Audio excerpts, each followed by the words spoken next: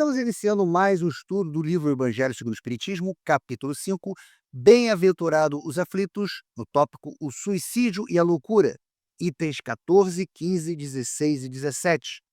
E no nosso estudo de hoje vamos refletir sobre a causa real do desespero e a solução preventiva que a visão espiritual da vida vai nos oferecer.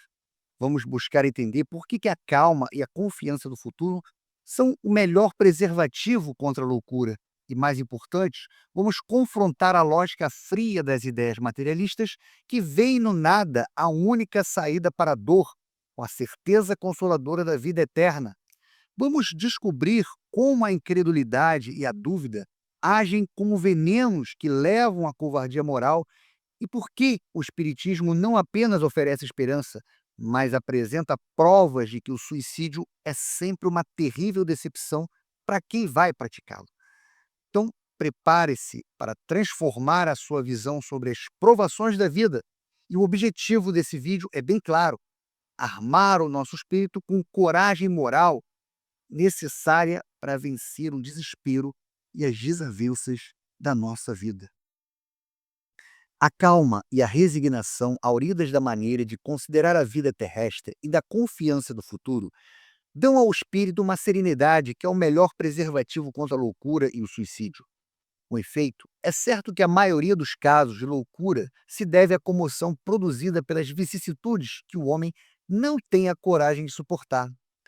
Ora, se encarando as coisas deste mundo da maneira por que o Espiritismo faz que ele as considere, o homem recebe com indiferença, mesmo com alegria, os reveses e as decepções que houveram desesperado noutras circunstâncias.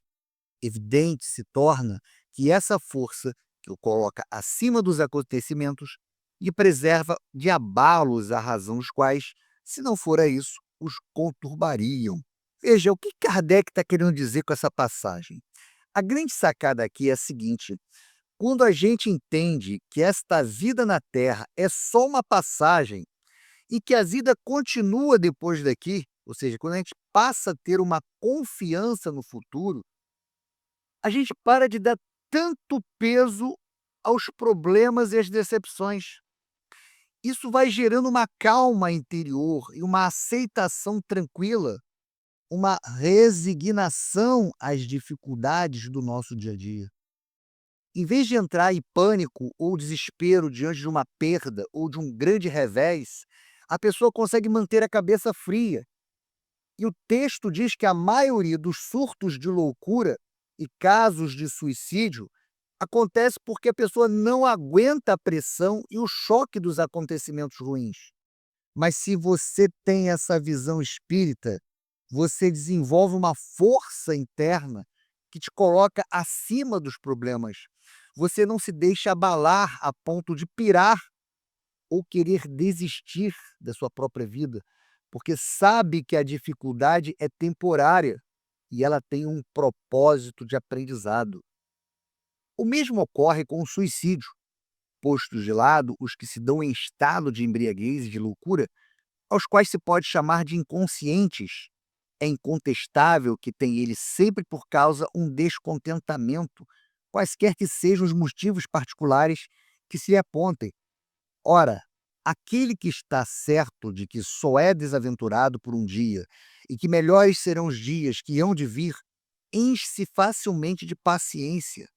Só se desespera quando nenhum termo divisa para seus sofrimentos, e que é a vida humana com relação à eternidade, senão bem menos que um dia. Mas para o que não crê na eternidade e julga que com a vida tudo se acaba, se os infortúnios e as aflições o acabrunham, unicamente na morte vê uma solução para as suas amarguras. Nada esperando, acha muito natural, muito lógico mesmo, abreviar pelo suicídio as suas misérias. Então veja que aqui a chave dessa análise está na esperança. Para quem adota a visão espírita, a vida na Terra é apenas um pequeno estágio de aprendizado. As dificuldades e os sofrimentos que passamos são como um dia ruim, ou seja, são passageiros. Quem tem a certeza da vida eterna e de que as coisas vão melhorar depois, aguenta esse tranco com mais paciência e resignação. A dor que sentimos hoje tem data para acabar e ela vai ser compensada pelo progresso futuro.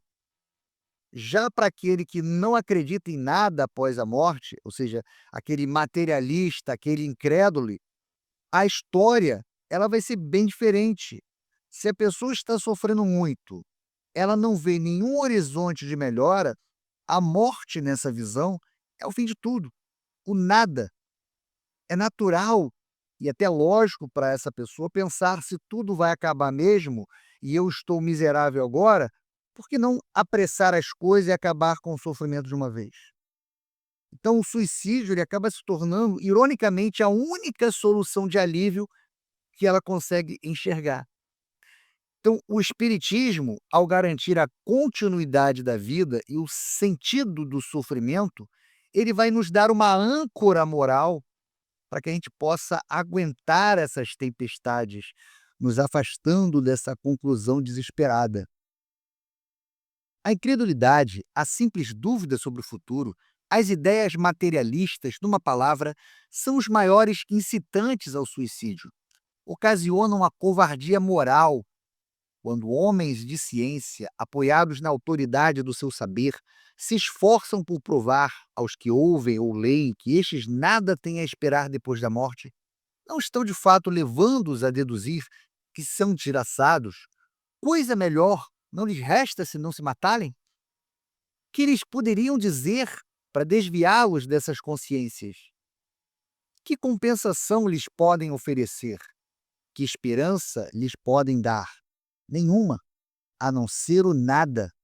Daí se deve concluir que, se o nada é o único remédio heróico, a única perspectiva, mais vale buscá-lo imediatamente e não mais tarde, para sofrer por menos tempo. Então veja que esse item 16 é a parte mais crítica do raciocínio de Kardec, onde ele vai apontar o dedo para a causa social do suicídio consciente.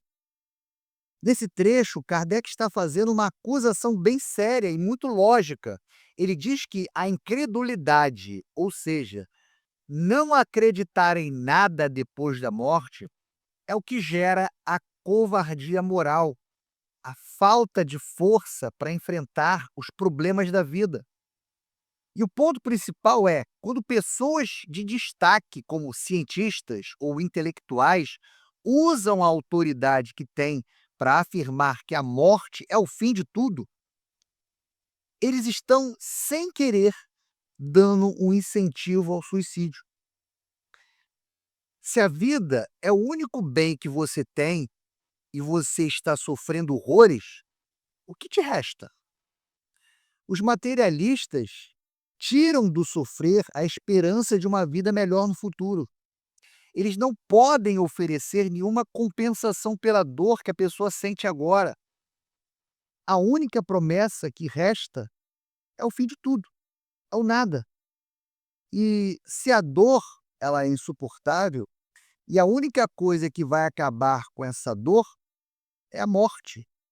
E a morte é o nada de qualquer jeito, porque a pessoa iria esperar mais tempo para buscar esse remédio heróico, que é o nada. A lógica deles leva à seguinte conclusão: é melhor sofrer menos tempo e acabar logo com isso. E por isso que Kardec conclui que quem prega o materialismo sem contraponto da esperança está assumindo uma tremenda responsabilidade, pois está, na prática, empurrando as pessoas para o desespero. A propagação das doutrinas materialistas é, pois, o veneno que inocula a ideia do suicídio na maioria dos que se suicidam. E os que se constituem apóstolos de semelhantes doutrinas assumem tremenda responsabilidade. O Espiritismo, tornada impossível a dúvida, muda o aspecto da vida. O crente sabe que a existência se prolonga indefinidamente para lá do túmulo, mas em condições muito diversas, onde a paciência e a resignação que os afastam muito naturalmente de pensar no suicídio, donde, em suma, a coragem moral. E aqui nessa parte final do item 16, Kardec ele explica como o espiritismo funciona como um antídoto contra o desespero. Ele está dizendo que o materialismo, aquela ideia de que tudo acaba na morte, é o veneno que coloca na cabeça das pessoas a ideia de se matar. É quem espalha esse veneno com sua autoridade, seja ele um cientista, um professor. E esse indivíduo, ele vai assumir uma responsabilidade enorme, porque ele está tirando a única coisa que segura a pessoa, a esperança. Aí entra o espiritismo, que seria o remédio. Com a doutrina espírita, a dúvida sobre o futuro, ele acaba. O crente não tem apenas fé, mas certeza de que a vida continua, de que somos espíritos imortais e que vamos seguir existindo em condições diferentes depois que o corpo morre. Essa certeza muda tudo. Se você sabe que o sofrimento de hoje é temporário e que seu futuro é eterno e de progresso, você aguenta as dificuldades com muito mais calma, com muito mais serenidade. A certeza na vida futura dá uma força interior que a pessoa que está passando por conturbações, ela precisa. Você não precisa fugir da dor com um suicídio, porque sabe que a vida é uma prova e que a recompensa vai vir. O materialismo, ele tira a esperança e empurra para o desespero. O espiritismo traz certeza da imortalidade e da justiça de Deus, dando a coragem moral necessária para se viver. O espiritismo ainda produz sobre esse aspecto outro resultado igualmente positivo e talvez mais decisivo. Apresenta-nos os próprios suicidas a informar-nos da situação desgraçada em que se encontram e a provar que ninguém viola impunemente a lei de Deus, que proíbe ao homem encurtar a sua vida. Entre os suicidas, alguns há cujos sofrimentos, nem por serem temporários e não eternos, não são menos terríveis e de natureza a fazer refletir os que porventura pensam em sair daqui antes que Deus o haja ordenado. Então, nesse ponto, Kardec afirma que o espiritismo ele tem um trunfo muito forte, algo que é até mais decisivo do que apenas a fé, que é a própria evidência, trazido pelos próprios espíritos que cometeram suicídio. Então, graças às casas mediúnicas, o espiritismo ele pode conversar com espíritos desencarnados e ouvir o que eles contam. Muitas das vezes eles revelam o sofrimento terrível em que eles se encontram. Essa dor não é um castigo eterno, como se prega em algumas religiões, mas é uma consequência natural da violação da lei de Deus, que nos obriga a cumprir nossa existência até o fim. E Kardec destaca que, mesmo sendo temporários, porque tudo na vida espiritual é para o aprendizado e para o avanço, os sofrimentos desses espíritos são tão terríveis, né? Os suicidas sofrem tanto após o desencarno que servem como um alerta fortíssimo para qualquer pessoa que esteja pensando em se matar. A grande lição é que não se pode simplesmente dar um jeitinho na própria vida pulando etapas. O ato de abreviar a vida, né, sair antes que Deus haja ordenado, vai trazer consequências imediatas e desagradáveis para o espírito no além, provando que as leis divinas funcionam. Então, o espiritismo, ele vai mostrar na prática, né, através da fala dos espíritos que morreram por suicídio, que o suicídio não é uma fuga, mas um agravamento do seu sofrimento. Ou seja, tá ruim aqui durante encarnado, tenta se suicidar para tu ver, vai ser muito pior lá do outro lado. Ele transforma a teoria da imortalidade em um aviso direto de quem já passou por essa experiência. O espírita tem, assim, vários motivos a contrapor a ideia do suicídio. A certeza de uma vida futura em que sábio ele será tanto mais ditoso quanto mais inditoso e resignado haja sido na terra. A certeza de que, abreviando seus dias, chega precisamente a resultado oposto ao que esperava, que se liberta de um mal para incorrer num mal pior, mais longo, mais terrível, que se engana, imaginando que com matar-se vai mais depressa para o céu, que o suicídio é um obstáculo a que no outro mundo ele se reúna aos que foram objeto das suas afeições e aos quais esperava encontrar, donde a consequência de que o suicídio só lhe trazendo decepções é contrário ao seu próprio interesse. Por isso mesmo, considerável já é o número dos que têm sido, pelo Espiritismo, obstados de suicidar-se, podendo daí concluir-se que, quando todos os homens forem espíritas, deixará de haver suicídios conscientes.